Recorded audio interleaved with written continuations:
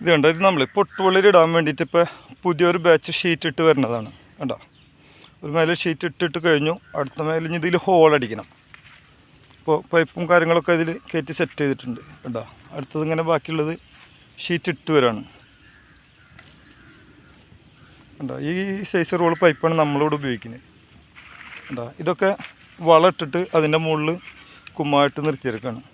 കണ്ടോ, ഇതിൽ വളം ഇട്ട് മൂട്ടിയിട്ടില്ല, ഒരു ഭാഗം സെറ്റ് ചെയ്ത് വരുന്നു. കണ്ടോ, അപ്പോൾ എന്തായാലും ഒരു 4-5 ദിവസത്തിൻ്റെ ഉള്ളിൽ ഇതിൽ നമ്മൾ ഫിനിഷ് ചെയ്ത് ഇതൊക്കെ പൊളിച്ച് പണിയും. ഇതൊക്കെ പഴയ വാരങ്ങളാണ്. ഇവിടെ ഈ സമയത്ത് ട്രാക്ടർ അടിക്കാൻ പറ്റില്ല, അതുകൊണ്ടില്ല, വണ്ടിയൊക്കെ താഴ്ന്ന ലക്ഷണം കണ്ടിട്ടില്ല. അപ്പോൾ കാരണം ട്രാക്ടർ അടിക്കാൻ പറ്റില്ല. അപ്പോൾ ഈ വാരങ്ങളൊക്കെ പൊളിച്ച് പുതിയ ഷീറ്റാക്കിയിട്ട് കണ്ടോ, ഓരോ വാരങ്ങളിങ്ങനെ മാറ്റി മാറ്റി പഴയ വാരത്തിനെ മാറ്റി അപ്പുറത്തേക്ക് മറിക്കണം. കണ്ടോ, അപ്പോൾ ഇതിൻ്റെ ഗുണം എന്ന് വെച്ചാൽ ട്രാക്ടർ അടിക്കാൻ പറ്റില്ല, ഇങ്ങനെ ചെയ്തില്ലെങ്കിൽ നമുക്ക് പ്രൊഡക്ഷൻ കുറയും. അതിൻ്റെ പേരിൽ ഇതിലൊക്കെ കണ്ടോ, കോഴിവളമുണ്ട്, വേപ്പിൻ പിണ്ണാക്കുണ്ട്, ഇതിൻ്റെ അടിയിൽ എല്ലുപൊടി ഉണ്ട്.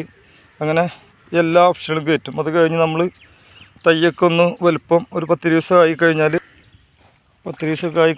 പിന്നെ നമുക്ക് കപ്പലിൻ്റെ പിണ്ണാക്ക് അങ്ങനെ ഐറ്റംസിലൊക്കെ കൊടുക്കും.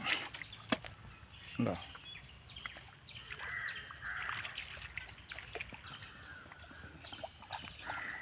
ഇതിൻ്റെ അക്ഷീരി ഇങ്ങനെ നീളാൻ വലിച്ച് പിടിച്ചിട്ടാണ് മണ്ണിട്ട് കൊടുക്കുക.